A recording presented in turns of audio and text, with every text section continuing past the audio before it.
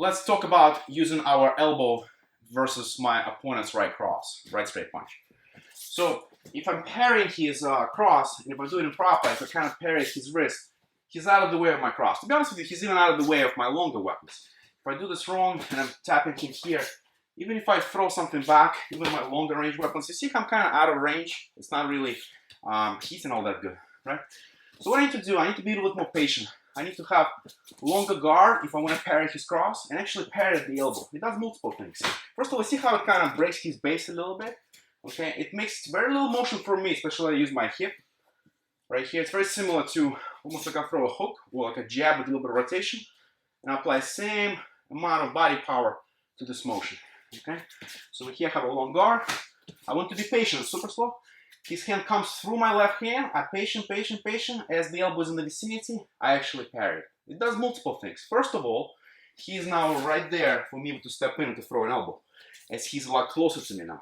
I'm not reacting him too early and pushing him away. I'm making him commit, and now I'm in the position to carry on from here, okay? So that's if I'm parrying on the outside. Let's change that. One more time. This technique is for long guard, okay? It would be counterproductive for me. It wouldn't be efficient enough for me to have a short guard. He throws across, I have to come out here and then scoop his, parry his elbow and then come back. It's just not gonna work. You see how he retracted before I even began my attempt. So my guard is long, okay? Oh, and that's where I want to deflect his elbow. Oh, that's where I want to deflect his elbow. As it's deflected, I close the range with my diagonal or horizontal elbow as a cover up. From here, it's going to be good for me to follow with head control and then throw a strong knee to the midsection. And then follow up from there with my other tools. Okay? So one more time.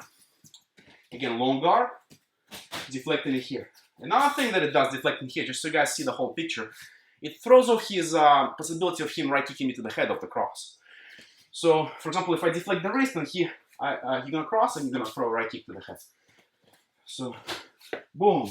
You see how his kick follows up no problem? One more time. Make it easier for you. Boom. See? Okay, now I have to deal with it here. Again, cross right kick. Boom. You see how he was like it was a moment of balance where he wasn't quite had a sure footing of following up with a right kick immediately. So that technique is very good for balancing him and just preventing that kick over the top as well. If I'm dealing with his wrist, I'd rather deal with his wrist with a short elbow right here. It's just a lot safer technique for me than doing this, and also follow his elbow can possibly, boom, turn over the top as well. So that's another bonus of this. If I'm controlling his elbow and he crosses me, he can throw an elbow as a follow-up, as a pivot over the top as well. Alright? So with that in mind, this is our technique. Boom, boom, elbow.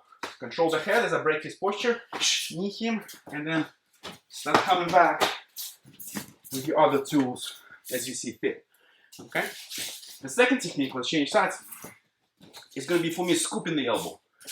So if I'm here, what I can do is I can scoop the elbow, scoop his arm, I'm sorry, and come in with my straight elbow. This work again, just like on the jab, if I have very long arms and he has a little bit shorter arms, my guard has to be high. As his arm comes in, I scoop it and I come in. Okay? So scoop it and come in. I have to be very committed about that scoop. I cannot be half-assed about it. I cannot be just like, because he'll take me. Okay? So throw strong across. So I have to scoop that thing out of the way. Strong and committed. Boom. Coming in here. Now I'm in the position to start following up from there. Okay, let's change sides. So one more time. This technique on the cross carries a bit more risk. When he jabs, okay, it's a lower risk for me to scoop and to pay for my mistake if I make a mistake. For the cross, if I don't scoop it correctly, I'm paying a much higher price. So I want to make sure that I do it at the right time, and maybe I just don't open up with it. Okay, there's the right time and the place. That would be the outside parry. That would be the scoop into the elbow. I keep coming forward with the knee. If I have control of this elbow and the head, I can just duck under, push him, push. Oh, control him here, and then carry on with my knees from that position. So one more time.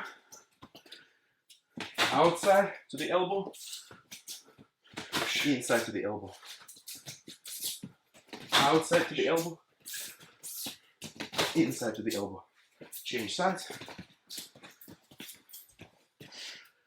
Right at the elbow, right here. See, I'm balancing him and positioning him for a strong elbow strike. Not from here, I'll be too far. I still need to close the distance. Break the head down. Or scooping. Also, a bit more commitment. I have to close the distance at the right time. And then crush into him and carry on from there.